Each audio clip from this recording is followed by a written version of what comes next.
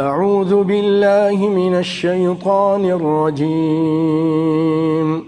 ووصينا الإنسان بوالديه إحسانا حملته أمه كرها ووضعته كرها وحمله وفصاله 30 شهرا حتى إذا بلغ أشده وبلغ 40 سنة قال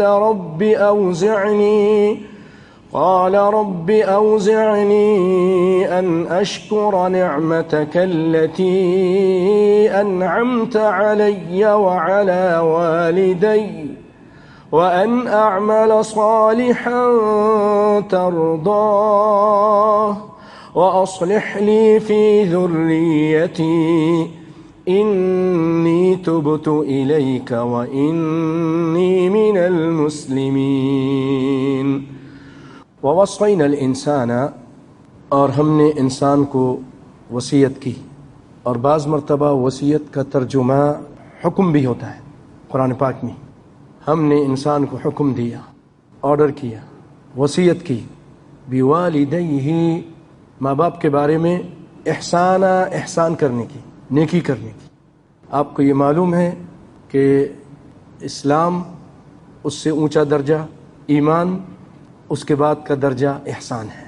تو اللہ تعالیٰ نے ماں باپ کے لیے جو سب سے اونچا درجہ تھا نیکی کا، اس کو اختیار کیا کہ تم ماں باپ کے ساتھ احسان کرو۔ ان تعبد اللہ کأنک تراہ، ایسے تم اللہ کی عبادت کر رہے ہو جیسے تم اللہ کو دیکھ رہے ہو۔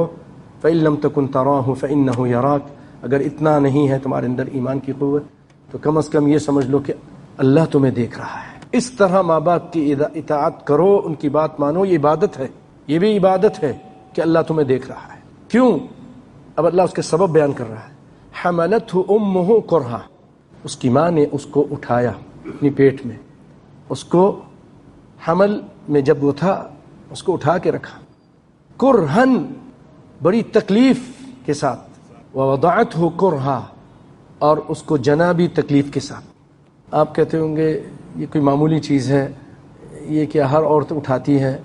اگر آپ کے ساتھ 1 مہینہ صرف آپ ٹھیک ٹھاک جوان ہیں، طاقتور ہیں، مرد ہیں، بھاگ سکتے ہیں، آپ کشتیاں بھی کرتے ہیں، آپ بہت کچھ کر سکتے ہیں، آپ کے ساتھ کسی بھی نوجوان کے ساتھ وزن میں باندھ دیتا ہوں اور اس کو کہا جائے کہ تو اسی کے ساتھ باتھ روم بھی جاؤ، اسی طرح اس وزن کے ساتھ تم نے سونا بھی ہے، کھانا بھی پکانا ہے، سارے معاملات کرنے ہیں، آپ تنگ آ جائیں گے، آوازار ہو جائیں گے، پریشان ہو جائیں گے۔ کچھ سمجھنے کی کوشش کیجئے۔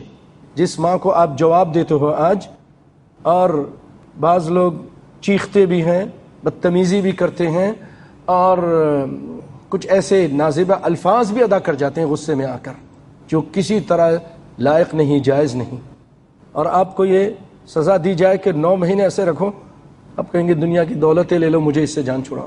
آپ اندازہ کیجئے کس طرح ہماری ماؤں نے یہ تکلیف برداشت کی، صرف اس لیے کہ یہ ہمارا ایک مہمان آئے گا، اس کو تکلیف نہ ہو۔ ہر طرح وہ اپنے آپ کا خیال رکھتی تھی کہ اس کو اچھی غذا ملے۔ اور پھر ووضعتہ کرہا، اور اس کو جنا بھی، جب جننے کا ٹائم آیا 9 مہینے کے بعد تو وہ بھی بڑی تکلیف کے ساتھ۔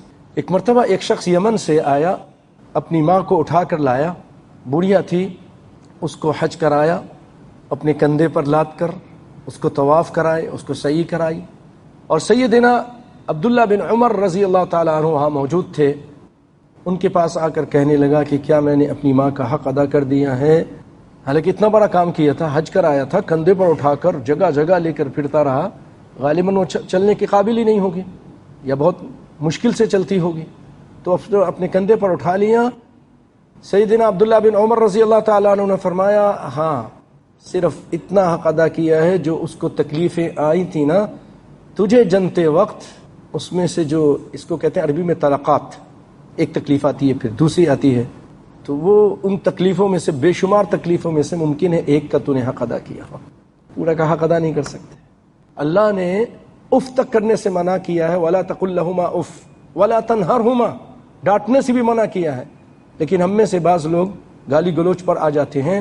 میں ان سے ایک ہی گزارش کروں گا کہ میں آپ کے سامنے نبی کائنات کی ایک حدیث پڑھتا ہوں، اس کو غور سے سنیے کہ آپ صلی اللہ علیہ وسلم نے فرمایا لعن اللہ من لعن والدیہ، اللہ کی لعنت ہو اس شخص پر جو اپنے ماں باپ پر لعنت بھیجتا ہے۔ وحملہ وفصالہ 30 شہرا، اس کا حمل اور اس کا دودھ پلانا یہ کتنا ہوا؟ 30 مہینے، 30 شہرا۔ یہاں میں ایک اہم مسئلہ بیان کرنے لگا ہوں، غور کیجیے گا، توجہ دیجیے گا۔ جو دودھ پلانا ہے وہ کتنا ہے؟ حولین کاملین، 2 سال۔ 1 سال میں کتنا مہینے ہوئے؟ 12۔ پھر دوسرے سال میں 12، کتنے ہو گئے؟ 24۔ 30 کے لیے کتنے چاہیے؟ 6۔ جبکہ عام طور پہ جو حمل ہوتا ہے وہ کتنا ہوتا ہے؟ 9 مہینے۔ تو پھر تو ہونا چاہیے تھا کہ 33 شہر، لیکن یہاں پر کیوں کہا جا رہا ہے 30 شہرہ؟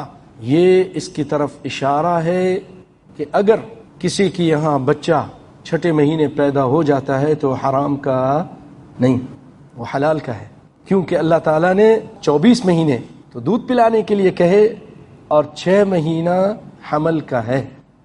حتی اذا بلغ اشدہ وبلغ 40 سنہ، اب اللہ تعالیٰ یہ فرما رہے ہیں کہ جب یہ بچہ بڑا ہو کر 40 سال کا ہو جاتا ہے تو اب یہ کیا دعا کرتا ہے؟ اور علماء اس کی تفسیر میں لکھتے ہیں کہ جب آدمی 40 سال کا ہو جائے تو یہ دعا کثرت سے پڑھا کرے، رب اوزعنی ان اشکر نعمتک التی انعمت علی وعلى والدی وان اعمل صالحا ترضاه واصلح لی فی ذریتی انی تبت الیک وانی من المسلمین۔ اے میرے رب اوزعنی، تو مجھے توفیق دے، ان اشکر، کہ میں تیرا شکر ادا کروں۔ شکر کرو لیکن توفیق بھی اللہ سے مانگو، اگر اللہ توفیق نہیں دیتا تو ہم شکر بھی نہیں کر سکتے۔ ان اشکر نعمتک التی، جو تو نے مجھ پر نعمتیں کی ہیں، اے اللہ اس کا مجھے شکر ادا کرنے کی توفیق عطا فرما۔ انعمت علی وعلی والدی، جو تو نے میرے ماں باپ پر مہربانی کی، نعمتیں کی، اس کا بھی مجھے شکریہ ادا کرنے کی۔ اور واصلح لی فی ذریتی وان اعمل صالحا، اور اللہ مجھے توفیق دے کہ میں نیک کام کروں، صالح کام کروں، اچھے کام کروں۔ صالح کام وہی ہوتا ہے میرے پیارے بھائیوں جو نبی صلی اللہ علیہ وسلم کے طریقے کے مطابق ہو۔ واصلح لی فی ذریتی، اور اللہ میرے اولاد، میری ذریت کی بھی اصلاح فرما دے۔ یہ بہت ضروری ہے، کثرت کے ساتھ دعا کیجیے، کیونکہ آج فتنوں کا دور ہے۔ بچوں کے لیے خاص طور پہ دعا مانگیے، اس کے لیے بڑی کوشش کیجیے۔ انبیاء علیہ السلام بھی کوشش کرتے تھے۔ اللہ تعالیٰ نے قرآن پاک میں سورہ مریم میں فرمایا وَاذْكُرْ فِي الْكِتَابِ إِسْمَاعِيلَ إِنَّهُ كَانَ صَادِقَ الْوَعْدِ وَكَانَ رَسُولًا نَبِيًّا وَكَانَ يَأْمُرُ أَهْلَهُ بِالصَّلَاةِ۔ وہ اپنے بچوں کو نماز کا آرڈر کرتے تھے۔ اگر ایک بچہ نماز پڑھ ہی رہا ہے تو اس کو آرڈر کوئی کرے گا؟ نہیں کرے گا۔ تو کیا پتا چلا کہ نبیوں کی اولاد میں بھی سستیاں آ جاتی تھیں، تو اسماعیل علیہ السلام ان کو حکم کرتے تھے وَأْمُرْ أَهْلَكَ بِالصَّلَاةِ وَاصْطَبِرْ عَلَيْهَا، اور اپنے اہل خانہ کو، اپنے بچوں کو، بیوی کو نماز کا کہتے رہو اور مسلسل کہتے رہو۔ وَأَصْلِحْ لِي فِي ذُرِّيَّتِي إِنِّي تُبْتُ إِلَيْكَ وَإِنِّي مِنَ الْمُسْلِمِينَ۔ اے اللہ میں تیری طرف رجوع کرتا ہوں اور میں مسلمان ہوں، میں مسلمانوں میں سے ہوں۔